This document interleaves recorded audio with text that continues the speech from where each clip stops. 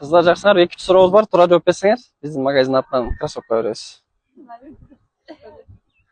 Кыргызстанда 4 жолку Азия чемпионун айтасыз, эркектердин арасында. Жакында эле болду, подсказка.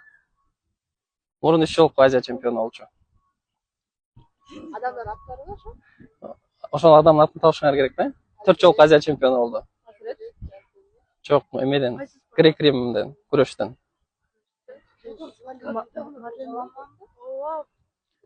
Жакында баратасыңар. Жолман быйыл күрөшпөдү, жаракатына байланыштуу.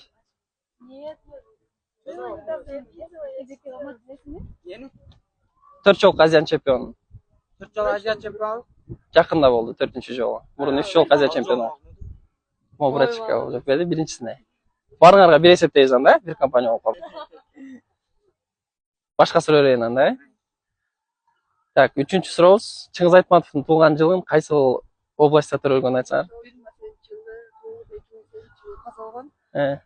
Талас областында. Кайсы айыл? Шекер айылы. Подсказка. 2-нчи суроого жакшы жооп берди. То есть 3-чүгө 2-нчи ката болуп калды. 3 суроонун арасынан 2 суроо жооп берген үчүн биздин магазин атынан мына канчанчы размер кийесиңер? 40? 38чү? 38 берем.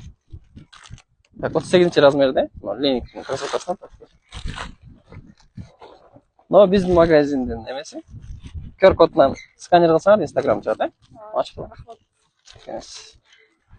Мейли, жакшы жаман кыла. Жакшы окугула.